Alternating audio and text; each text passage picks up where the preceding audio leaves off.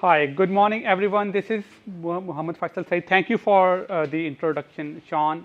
So yeah, I joined the commission like almost 2 years ago. I have worked with Caltrans for over 7 years in their building design department. So basically, what I do in the Energy Commission is that our branch, the standards branch, the building standards branch, is basically responsible for the Title 24 Part 6 and one chapter of the Part 11, also known as the Cal Green. And I am the lead of the PV plus battery side of the thing. So in this presentation, however, I will be presenting the heat pump baselines and PV plus battery energy storage. So my partner, the Bokson from the office could not come. So what you will do is that you can send me the questions on the heat pump baseline, but I might not be very good in answering those. But as far as the PV plus battery questions, I can answer all the questions for the energy code here. So yeah, let's move forward. So yeah, I will start with the mission statement of my branch, which is that on behalf of all the Californians, we uphold and advance the most impactful building energy efficiency standards in the nation. And that's not simply the bragging because so as you can look, this is the chart of our United States, and this is the ranking by American Council of Energy Efficiency Economy. And you can see who is the number one here. It is California.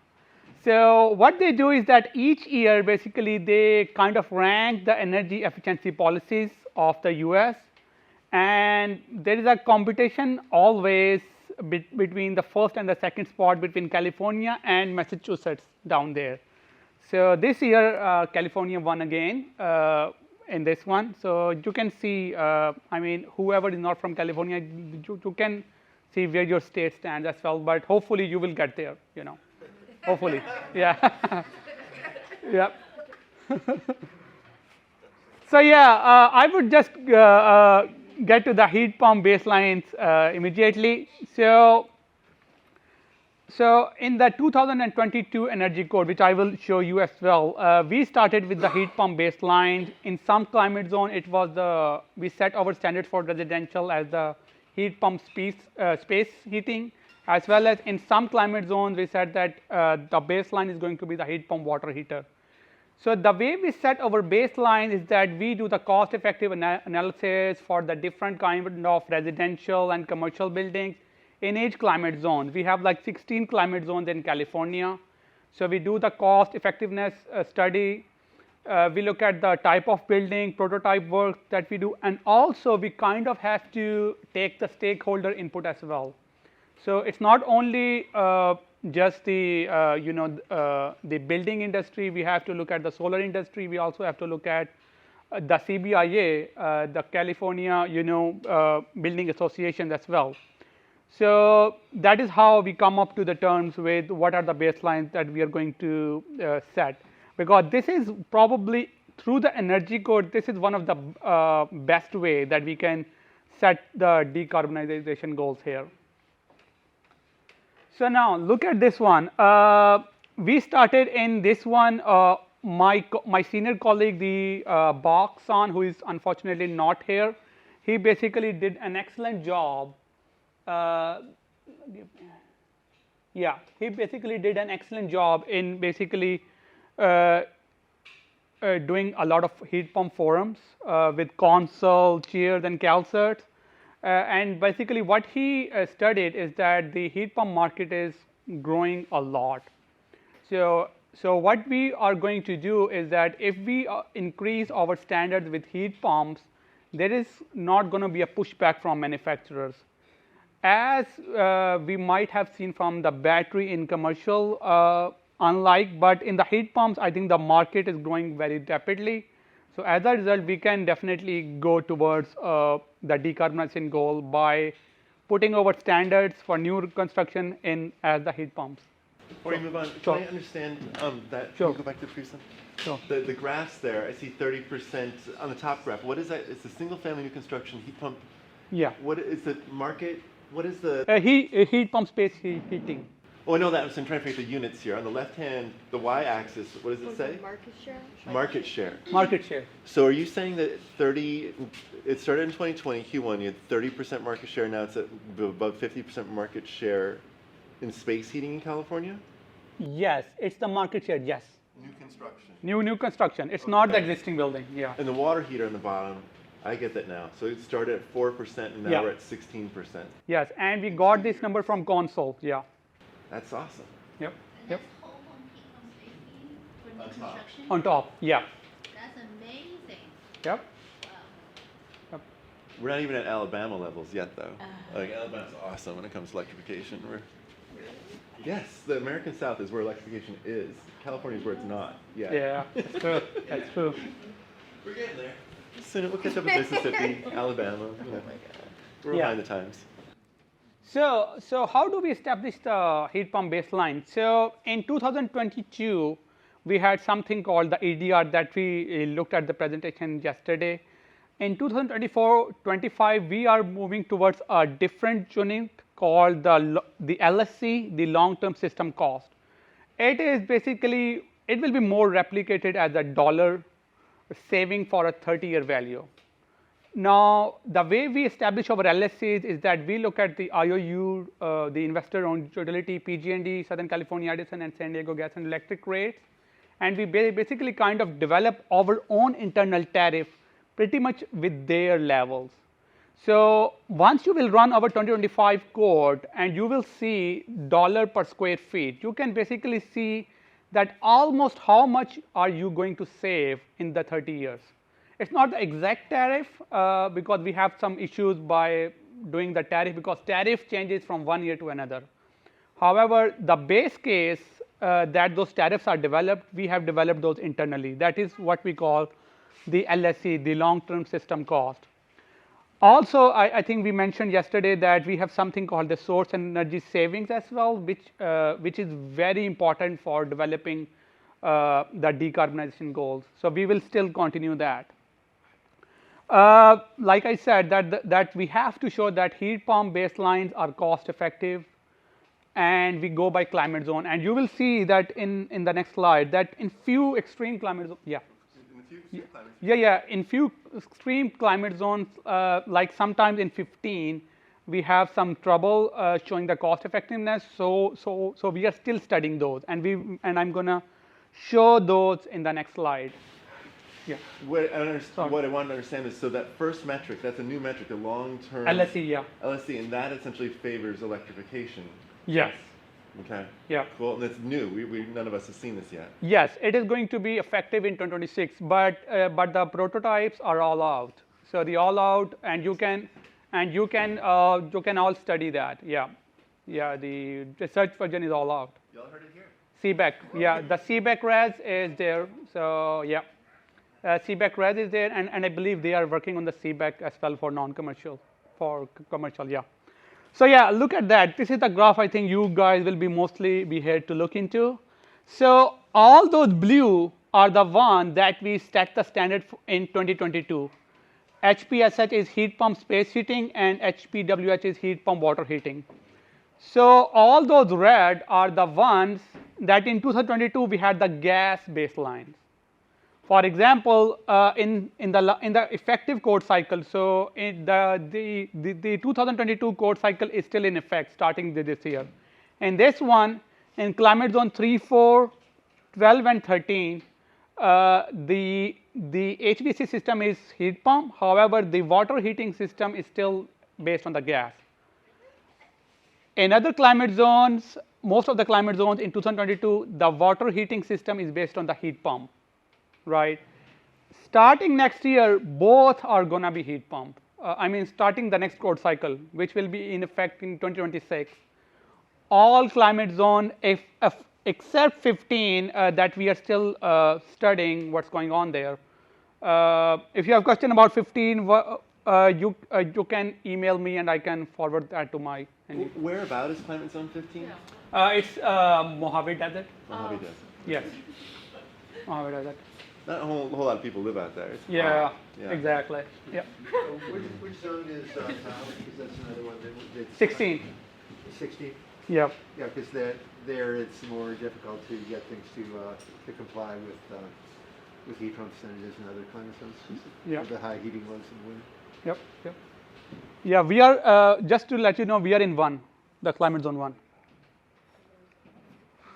Yeah. So yeah, climate zone 15. We are still studying what to do, and you can email for the update to my senior or to me. I can forward those questions about heat pumps. So yeah, starting next code cycle, our both HVAC system and domestic hot water system will be based on the heat pumps. So yeah. That does not mean that you cannot comply using gas, because we have something called the performance-based compliance approach as well, in which you can still do that. However, there is still we have a thing in single-family homes called the electric ready, in which if you go with the gas, you will still have to provide all the wiring, the 240-volt wiring, receptacles, junction boxes for your heat pump water heater, and other systems. So basically, it will be cheaper to do electrical system, because you have to wire it as well, and also your panel has to be sized as well. So I mean, it's just cheaper to go all electric, maybe. Yeah, I will say. So the next one, so multifamily, what we are doing here. So as far as multifamily is concerned, starting from the last code cycle, we said that our systems, you can do gas, but the baseline is mostly on the heat pump water heater. So as you can see, it is applicable to systems serving individual units only. In the 2022, we have struggled a lot with the heat pump technology, which is central and providing heat pump water heating through all the apartments. So yeah, in this one there are no changes to central system. So that is why we are saying that if you want to provide water heating centrally, you can still comply with gas. So prescriptive baseline, we are removing gas instantaneous prescriptive option. So that's a big one. And other system types can comply using performance. You can still put gas, but you have to show through the software that's going to comply. Okay, alterations. So look at that. It says voluntary, which means that it does not get affected in part 6 as much as in part 11, the Cal Green code. So if you are altering the HVAC system, then basically you have to meet one of these: the heat pump, a heat pump with gas backup. The existing gas furnace may remain in place to provide backup heat. So we are still allowing that. And an air conditioner plus other requirements. So if you want to put an air conditioner, then you will have to do a bunch of things which will be very expensive, but you can still comply. The duct insulation, the duct leakage less than or equal to 5%. You have to have the fan efficacy of 0.35 watt per CFM, and airflow requirement of 400 CFM per ton. Must do refrigerant change verification and air sealing all accessible areas. So that is what you have to do if you are going to do the alteration in Cal Green. Okay, so non-residential, what we are doing in non-residential. So we have a different bunch of buildings in non-residential that you will have to comply. So as you can see, 2 and 15, because in commercial 1 and 16 we have a different requirement. So 1 is this one, and 16, as you said, is the Tahoe one. So we have different requirements for those. So in the whole California, except those extreme, we have the heat pump prescriptive system. In 1 and in 16, which is Tahoe and the other mountain area, for more than 5 tons, we have a dual fuel heat pump prescriptive. Schools, we have the heat pump, and 1 and 16 again we have the dual fuel. And office, financial, and library in the whole California we have heat pump. And office, financial institutions, and library buildings less than 5 tons we have the dual fuel. And office spaces in the warehouse we have the heat pump. And as you can see, if we haven't mentioned 1 and 6, any climate zone here, I think we haven't mentioned 16, then it means that it does not require that. And office spaces in warehouse, we have the heat pump requirement. Okay, so that was the heat pump. Any question about the heat pump, which I can take and maybe hopefully easy. If not, then I can forward that to my colleague. Yeah. Yeah. What's the logic behind the schools being not being? So the thing is that what we do is the way we model our requirements, we use the CBEC, which is our public domain software. It has a different bunch of schedules, right? Probably it has a summer vacation schedule, and so it shows that heat pump is not cost effective in that climate zones using those schedules. So that is why we didn't put the heat pump there. Yeah. We do dual fuel for the schools. Is what you said? Yes, Dual fuel. dual so fuel. Heat pump, but not all independent 100% heat pumps. Yes. Dual fuel. Dual fuel. In other climate zones like Midwest, would you think that would be like optimal? Like if we're trying to upgrade and get efficiency for schools, like instead of just pulling the boilers out and putting all electric, putting those dual fuel heat pumps, is that a way to like capture some savings? And Yes, it all depends on the. I mean, I don't know about the Midwest, but it depends on that particular building schedules. So yeah, I mean, we will have to basically run the performance simulation. Just to clarify for people, it's the schools are using heat pumps except in climate zone 1 and 16. Yeah. So it's most of one is here and 16 is the Mojave Desert. Not many people live. 15 is Mojave Desert, 16 is Tahoe. Tahoe, pardon me, bad. Yeah, yeah. And so it's not too many people live in these places with the dual fuel heat exemption. Yeah. Tahoe. And another thing to understand is that what we're doing cost effectiveness here is not relevant to other states. We have the most expensive energy in the United States. Yeah. Like, and our gas prices are crazy, and electricity prices are through the roof, and like, Yeah. so what they're doing is they have a difficult situation that's not similar to Exactly. those states. Yeah. Yeah. So what's the requirement for the 16 greater than 65,000 square feet or 65,000? Here, if it does Yeah. in offices. Yeah. So yeah, if it does not mention, then it means that we don't have the heat pump requirement in that scenario. So is it then just gas? It's just gas. Yeah.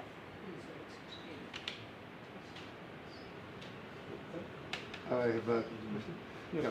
One thing that we found in some of our multifamily housing projects is that the hybrid heat pump water heaters are set to electric resistance mode. So I wonder if it would be possible to mandate HERS verification that the heat pump water heaters are at least in hybrid mode and not in electric resistance. Yes, so we have something called, at least I know from for the residential, we have a NEA rated heat pumps.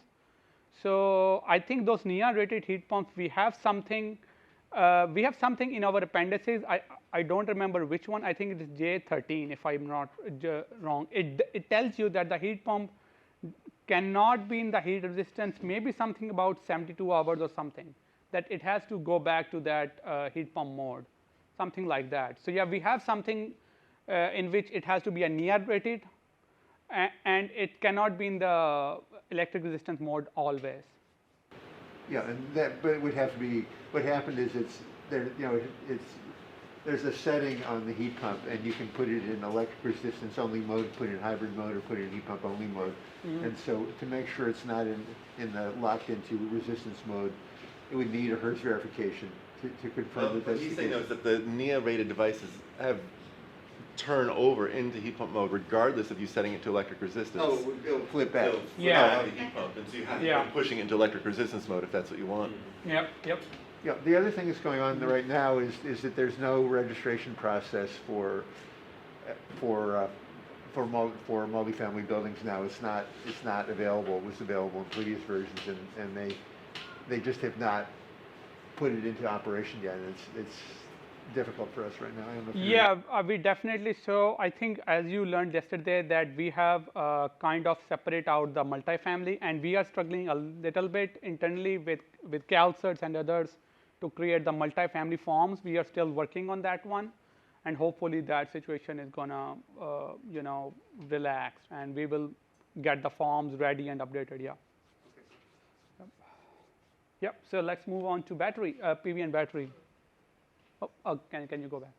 So yeah, PV and battery. Yeah, you can ask as many questions as you want. So PV and battery, I'm going to discuss the single family and low-rise multifamily, and the non-residential. What we have existing, what we are going to do in the future.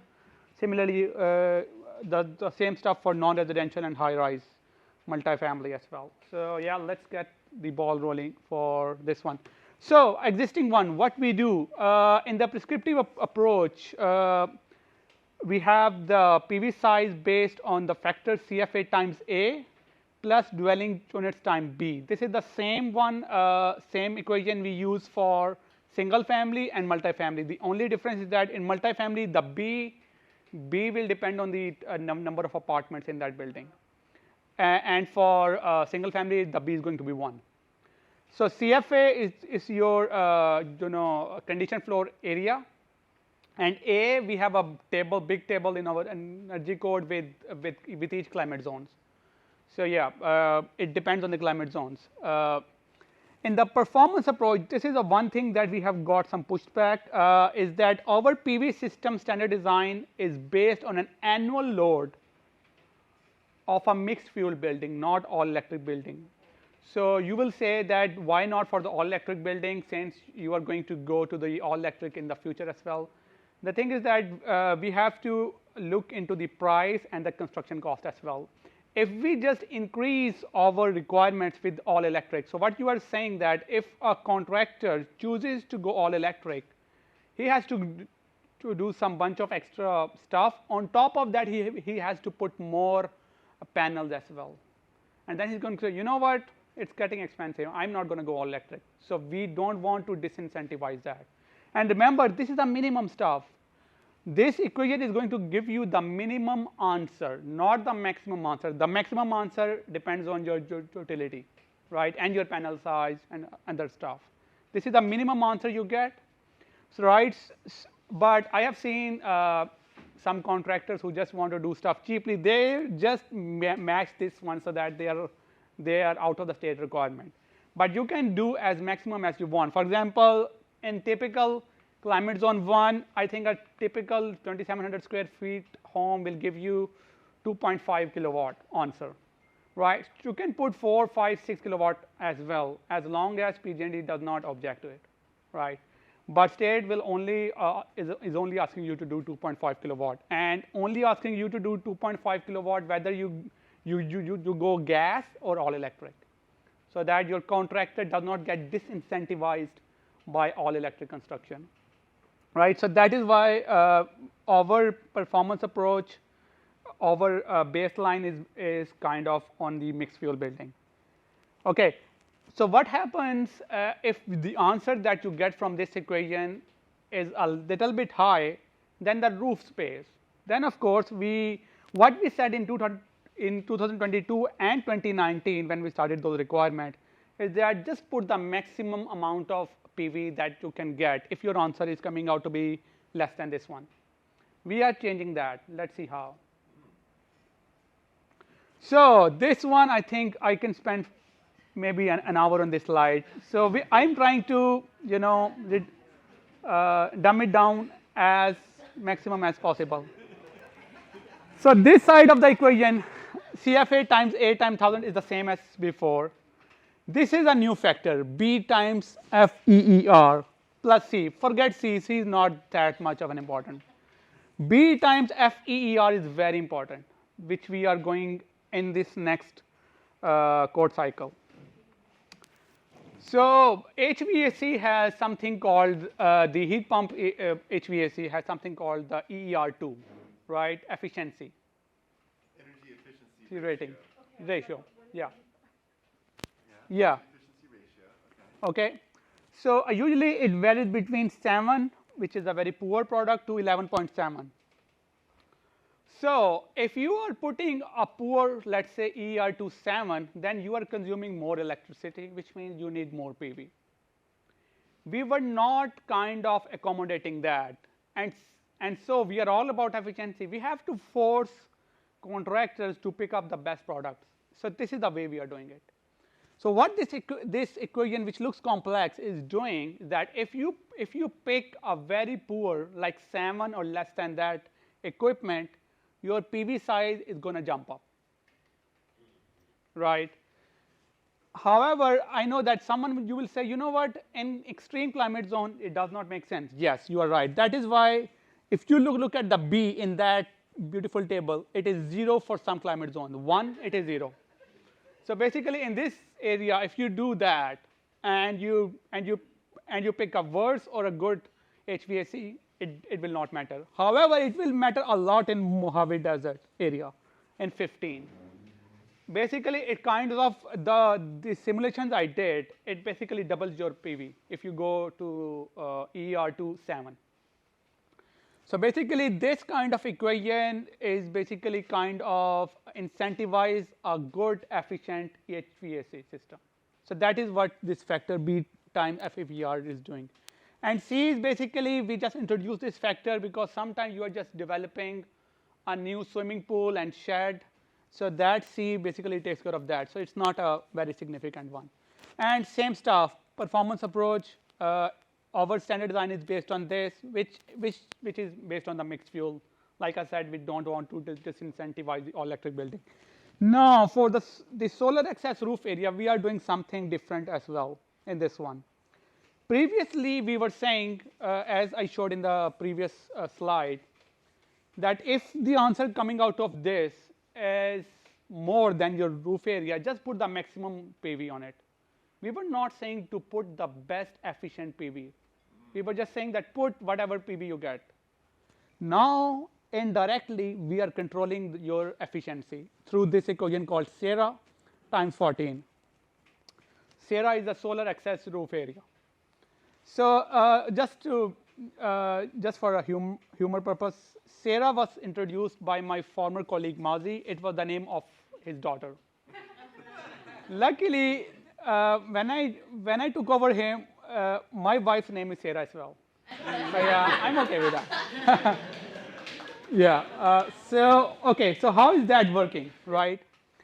So for the flat, for typical residential roof, right? We are gonna put the panels exactly with the slope, right? We are not doing like this and this. So in that case, your SERA will be multiplied by 14. Okay. How did we come up? We just put the standard efficient PV and we came up with this calculation. However, if somehow your roof is flat, then you are not going to go put like this. You are going to put like this. And we can talk about it, but I think we estimated a 10-degree tilt, which is used commonly. 10-degree angle? Yeah, tilt for the commercial roofs. And why 10-degree? We did some studies that showed that the optimized tilt, if you have to reduce your shading as well, it comes out to be 10. You can email me and I can send you that study as well. In that case, you have to put a SERA times 18 watt per square feet. Sorry, SERA times 14 for flat and SERA times 18 for exactly on the flat with the roof. So your requirement increases basically the more flat you put. Okay, if you have to put on the tilt, then your area reduces, right? Because you have to accommodate for the shading. In that case, it is SERA times 14. And remember, this SERA times 14 is not the new thing. We have that in 2022 code for commercial buildings. Is this a minimum requirement for solar PV on roofs, or is it a minimum requirement for solar PV for the residents? For each, so I'm going to show the non-residents as well. It's these two. Like if it's a house, right? Yes. Like, depending on, sorry, ignoring urban centers, but other areas in which they have a little bit more land, is it limiting the PV that's going to be placed on the land as well, or is it just like only the roof area, the car top? So yeah, we have a definition of SERA. It includes roof area, your carports, and anything structural that you build that can have the PV, and there is nothing prohibiting to put the PV. For example, we do allow for some exemptions. For example, City of San Francisco just came out to us and they were asking us for some exemptions, that they have some mandates for their roof for like open spaces and stormwater protection, something like that. But that has to go through the process, very lengthy process. But other than that, it's only for the roof and for the carports. If you build carport, then your SERA gets calculated in that. But if you have so much land and your building is small, then no SERA. And also, we have a minimum, maximum SERA, I think 80 square feet or something. So you said if it's a flat roof, Yes. then you need a height that 18 watts is? No, 14. 14 watts. 14, because then you have to go think about shading as well. Okay. So besides the pitch, there's also the orientation. So if it's north facing, even though if it's If it is north facing, we have, I should have brought the energy code. But so if it's a north facing, then no SERA for you, you're exempt. But how many times your roof is all north? There must be something on east-west, something. If your east-west is so small that it is less than 80 square feet, then you are exempt. so and that's in the requirements, like that's spelled out in terms of Yes, it is. Yeah, it is spelled out that it has to have 70% solar insulation. I mean, like if you tree shading in the south facing roof. I think we do have, we do allow, so yeah, you will have to show that your tree basically covers 70% of the time. So yeah, you will have to use those big software, Aurora, Helioscope, and 3 others. And you will have to show that your tree is really big. But usually in the new construction, trees are not there. I mean, like in an older city like Palo Alto, Yeah. there's very little new construction and the Okay. trees are already there. So we look up, like all the neighbors will be complaining, you're not cutting down the tree. Like there's Yeah. a lot of things that needs to go through permits Yeah. to cut down trees. So Yeah, definitely. So yeah, if your shading is too much, then you have to just apply for exemption, and you just have to show to the building department that my shading is too high. So it's basically between you and the building department. One thing, we are not the exact cop of what you are doing. It's a building department. We just make the code. Any question on this one? Yeah. So if I build a building that's a completely sloped north roof, is there any other thing I have to do? Because you're saying that would be exempt. That will be exempt. However, we have something called in our code called the solar ready requirements. However, those requirements come if you are doing a very big, like I think there are 20 buildings on a lot. If you are just making your own custom house, I think then you will be exempt if you do that. However, if you are doing like 20, 30 buildings, then and if you somehow get out of PV, then you go into another section of the code called solar ready, in which you have to provide 30% of your roof for future solar, something like that. and you have all these like exemptions In the I'm code. just thinking from a compliance perspective. I work pretty closely with our building department staff. Mm-hmm. It's going to be a nightmare for them to like go through all these exceptions and exemptions. 'cause That is why energy consultants make money here, right? No, I mean it's easy. It's easily laid out. You can, Actually, don't get exemptions. They're supposed to put solar. exactly. Do what we want you to do, no problem. Yeah, yeah. So no, I mean you can always. We have a hotline, 24 hour, not 24 hours, but I mean we have the staff there that you can email and they will answer it, answer all your questions. That how can you comply, stuff like that. Yeah. So usually what the industry does is that for residents, they basically comply through performance using CBEC or Energy Pro mostly. In commercial, it's mostly they just go by forms. Does this apply to ADUs too then? Yes, very good question. So ADU is very complex. The way we do that, if your ADU, so it's a very complex, and you can, and to be off again. If you make an ADU that is completely separate from your house, no wall attached, then you will have to comply. If you have an ADU with common wall, you are exempt. It's not that complicated. It's not that Yeah. Yeah. For that, is there a distinction whether or not the properties are separately metered or the structures? No, that we don't get into. That's a utility. Yeah, yeah, Okay. yeah. Yes. You're gonna have to pardon my ignorance here, but with solar shingles and solar tiles, would this also address, because I know with some. Yes. those can address as long as I think they do meet the JA11. So we have something. So these requirements tell you about the size, what you have to do on a large scale. On a technical scale, what you have to meet, we have something called the JA11 that we publish. We have like a lot of joint dependencies that basically tells you about the panel technicalities, how to model shading. I think those do comply with JA11. For batteries, we have JA12, which I will go next. Is one of the exceptions what happens if you can do like reduce the energy usage for the home to a low enough that it actually is like the minimum to like produce the energy for the house is actually less than what you are requiring? Like, is that an exception? That's a very good question, and we struggled a lot probably last year. So there were like very not clever but smart consultants that really increased their efficiency so much that their PV requirements hit the threshold. In that case, you will still have to comply, because the only way in the performance, because that is how you can do in performance, that you increase your efficiency, that your PV size reduces.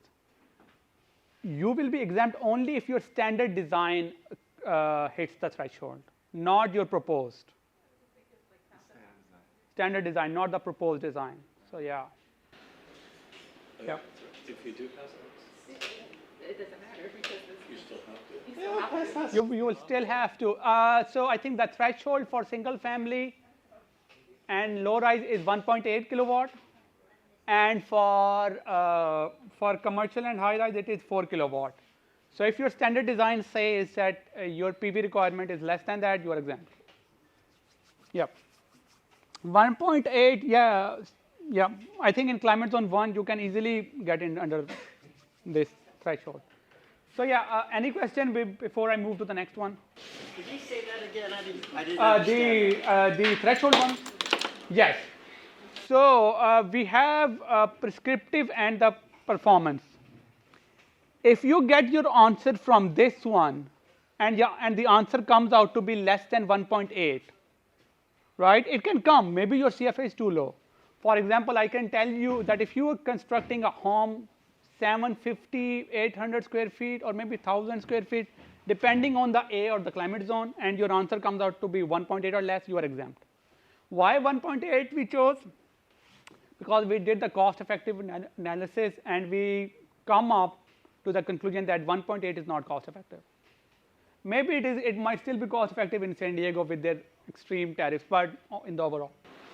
Yeah. Yeah, the required size for ADUs is 800 square feet, and most of them are coming in under 1,000, so Yeah. they're just going to get exempt. They are going to get exempt. If you make a big ADU and it is separate, then you will have to, comply. If you are making big ADU, you can, afford PV. So yeah. Any question or yes? I'm still confused with the passive house. Why you have to do something a lot more, which is more expensive if the design is better. Why do you still have to do the solar? That seems to be defeating the purpose.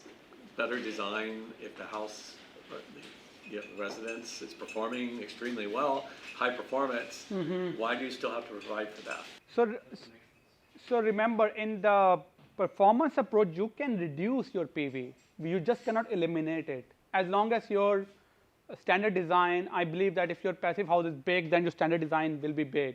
But in performance or the software approach, you can reduce your PV all the way down to 1.8. So if the answer comes out to be 1.9, it's like 5-6 panels that you still have to do. Yeah. And keep in mind that passive house doesn't address the water heating, the stove, the plug loads, the appliances. It's just an envelope standard. I don't think Well, that's not true. okay, it's not completely true, but that is the importance of like how efficient does this house get over on passive house? Does it exempt itself from having to comply? There are other things that the Energy Commission is concerned about that passive house doesn't cover as well. And we should take this out on the porch, right? We can argue over it. Yeah, you can send me an email. I can talk internally. Just for clarification from my perspective, No, is definitely. that when the first green code was coming out, there was no mention of passive house. And I was in Sacramento, and I was public comment. And I'm saying, you don't even mention it. And somebody across the counter is going to say, what is this? I can't approve this. Yeah. And you can't model it. And it's 10 years. And there's still no kind of pathway that's developed that's specific to that method of design. And I'm just a little confused that over 10 years, as it's been proving out to be a really good design concept, why there isn't something specifically addressing it. Yeah, definitely. I mean, what I can do, I can ask internally with the other team. So yeah, I will give out my email after that. Yeah. Bring your Could you give like sandbags. incentive or something if they add more panels that Yes. is required, either from the utilities or you guys? Because like you were Yes. basically giving energy back into the grid at that point. So. Yes, we have something called the build program. Have you heard about it? For low affordable, if you put more, if you do all electric, you get money. Yeah, but So- that's only low income. I was just saying. Yeah. Let's get into the batteries. No. Battery expert. Let's make sure you Okay, so batteries in our existing J12 requirements. J12 is our joint appendix 12 in which we have requirements for batteries, and we have struggled a lot in enforcing those requirements. So safety requirements 1973, 9540 for both inverters and combo of the battery. Similar stuff. Before we did not allow less than 5 kilowatt hour, and yeah, control requirements. That is where we need to focus. We only allowed in the current one is to only do a reset twice a year. For example, if someone is just putting their battery for backup only, then we are saying that twice a year, 10 days before your summer TOU and 10 days before the winter TOU, you will have to reset it back to cycling mode. So yeah, these were our battery requirements, very common. So we are doing a lot. Let's see what we are doing. So we are doing a lot. First, supplement A gets replaced with supplement B. That comes from our renewable division. This one, we are lowering the requirements that your battery can be less than 5 kilowatt hour, as long as for the whole building it is more than 5 kilowatt hour. There are a lot of batteries. I think Enphase has a 3 kilowatt hour. And we have a new company from Texas, looks promising, called Solar Leaf, battery behind every panel. They are doing that. Yeah, Jota. Yes. Yeah, they are doing that. So we said, you know what, we have to be accommodative to all. So as long as for the whole building you are doing 5 kilowatt hour and more, we are good. This is what we are enforced, and I have done like 10, 12 meetings with big giants like Tesla and Enphase to come up with this, and a lot of fighting. So yeah, what we are doing is very interesting here.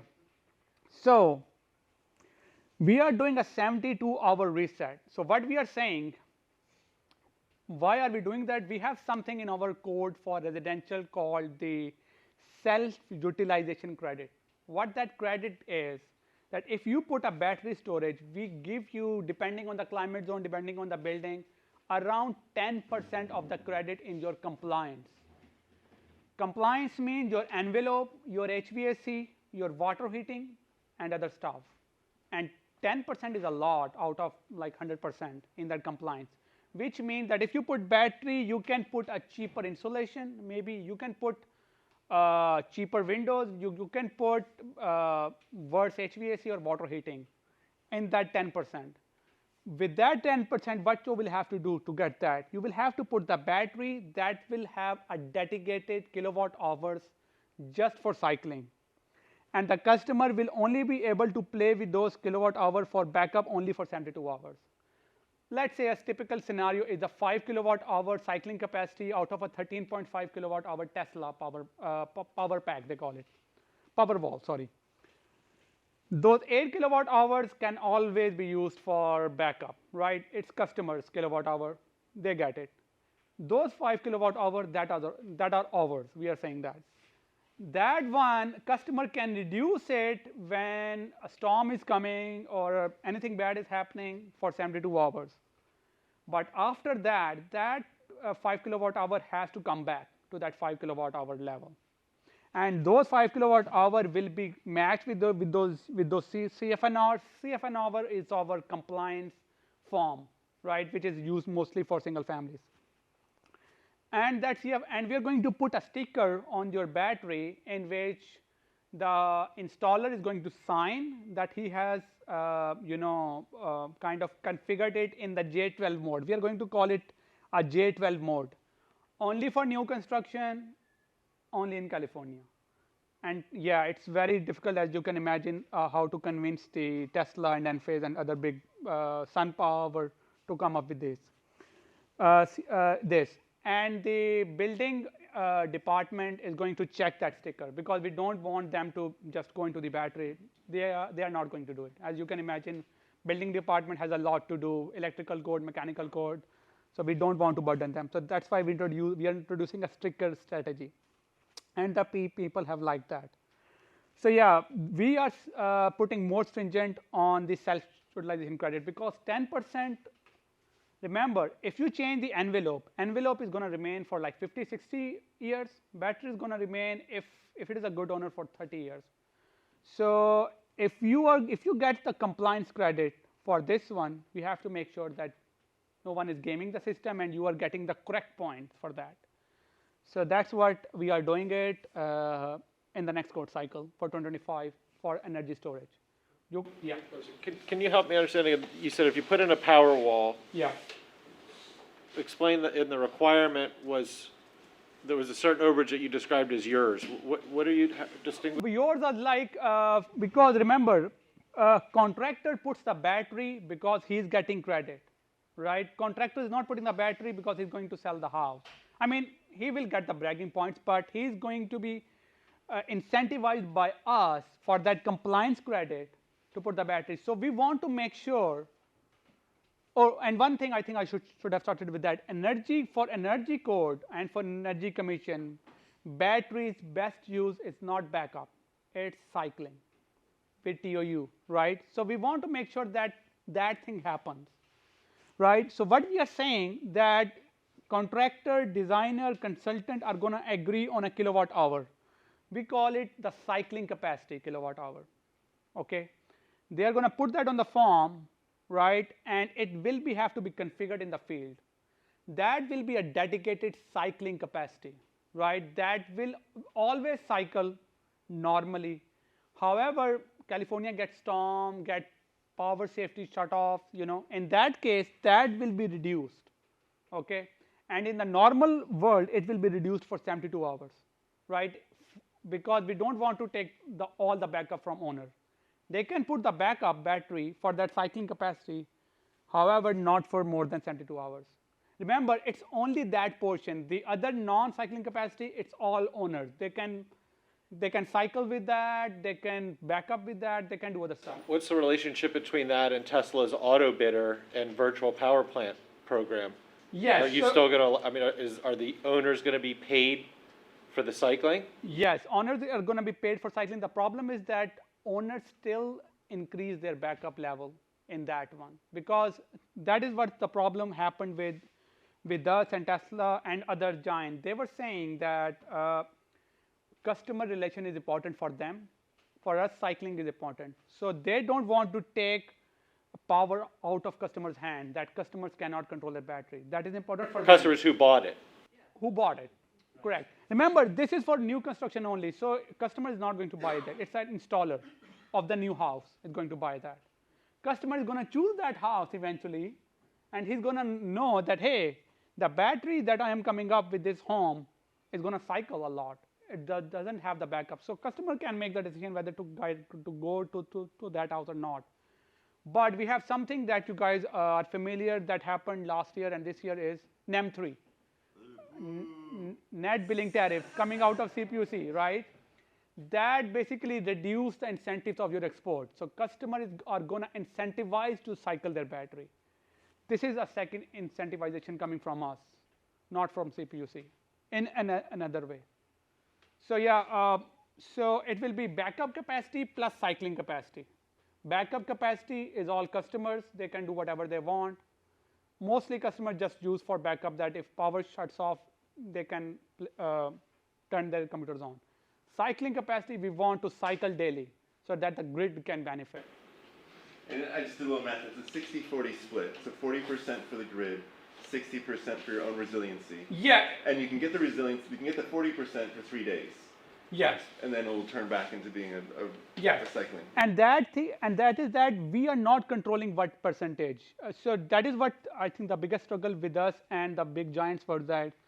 They don't want to get into the percentage. They're saying that that kilowatt hour will be selected by contractor and the other group. Why did they want to do that? They don't want to do the percentage thing for rich and big customers.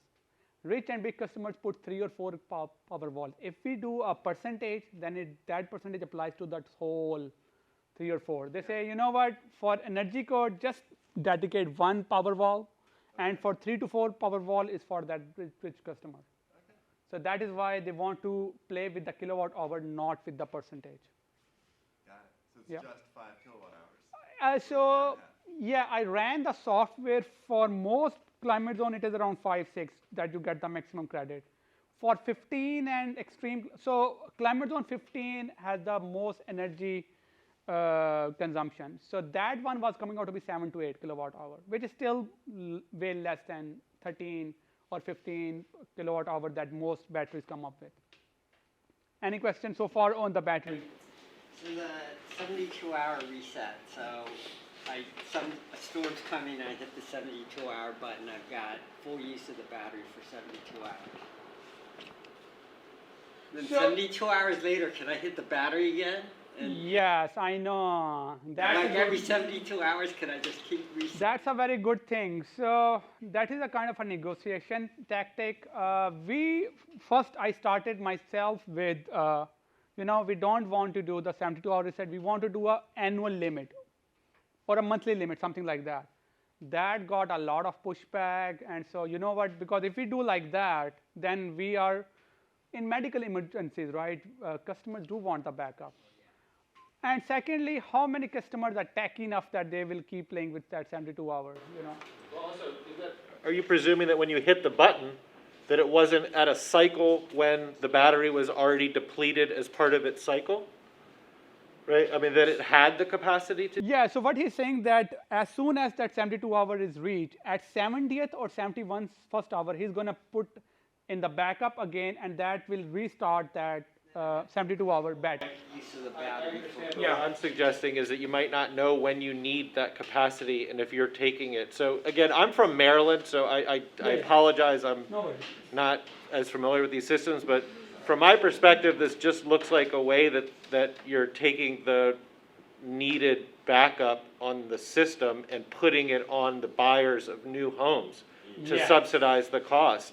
And affordable housing is already a challenging element, and it seems that this is not a terribly efficient. I mean, I see what you're doing, but it doesn't strike me as the most efficient way to get fast batteries is to basically commandeer.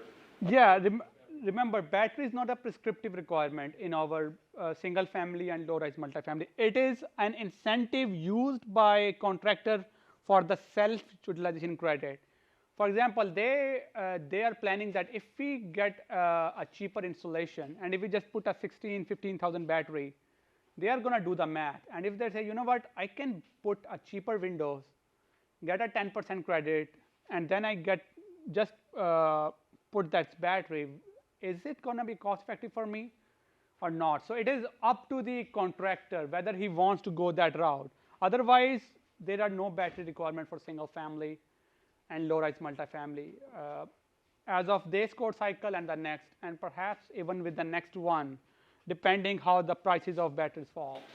Yeah. So where this says it's a requirement, you're saying it's proposed requirement. Proposed requirements for J12 for self-utilization credit.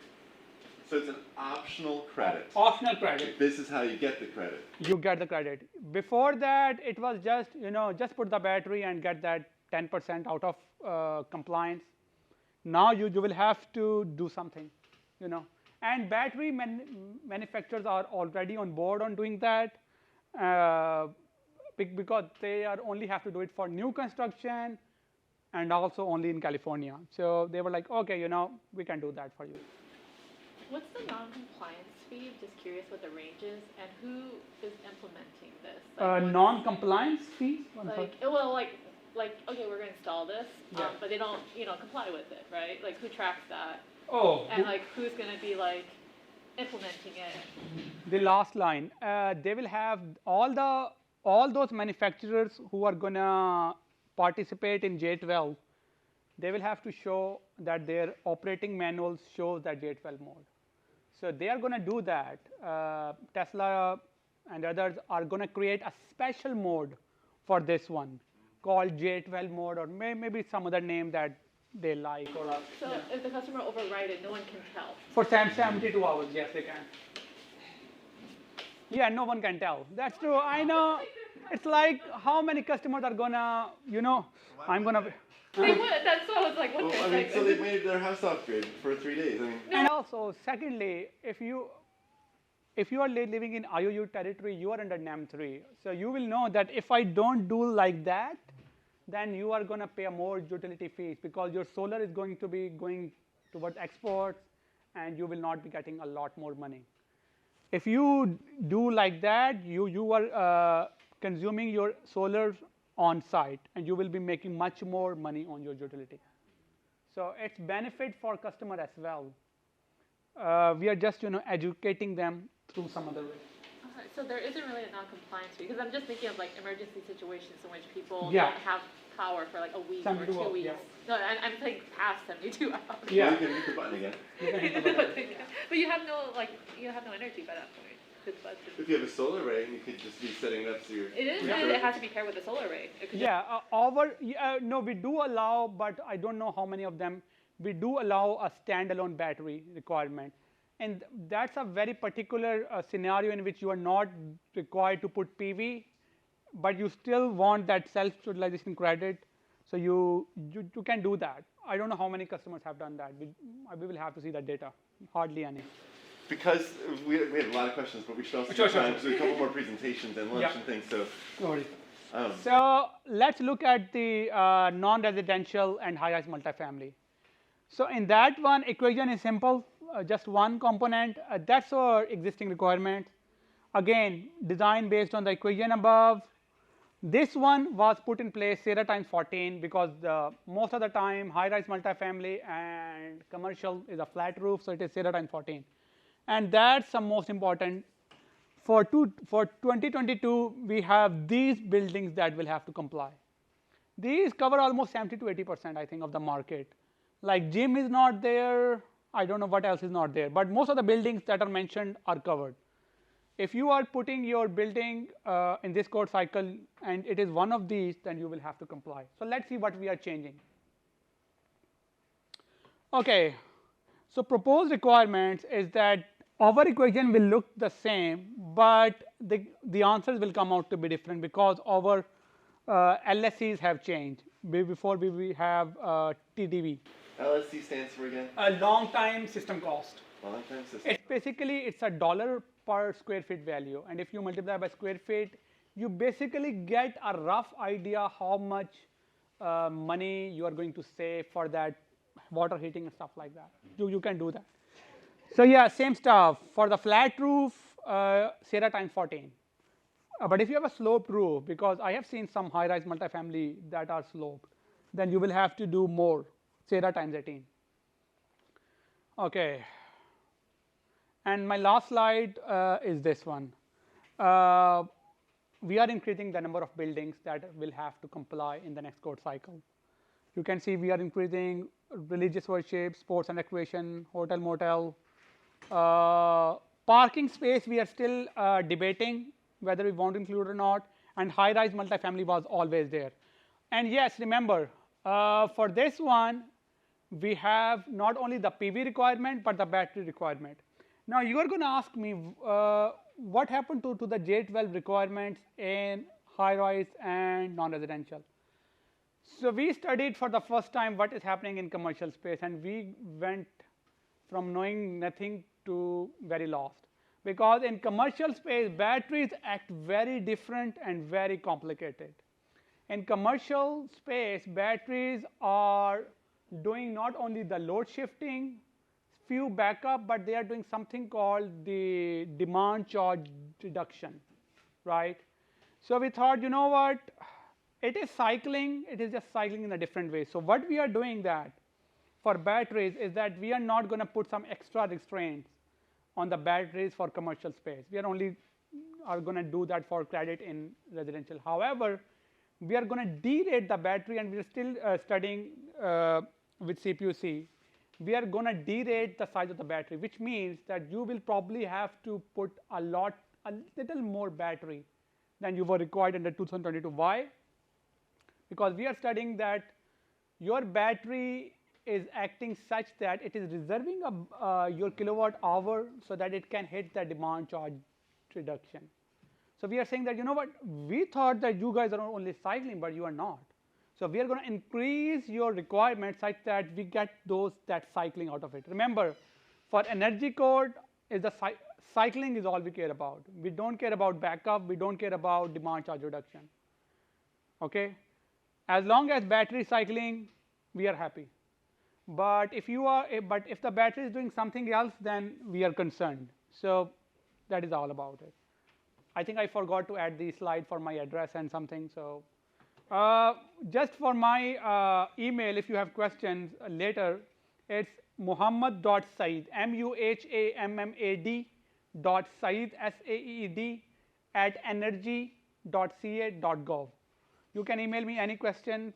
For heat pump, I will relay your question to my seniors. For PV and battery, I will answer your questions. Okay.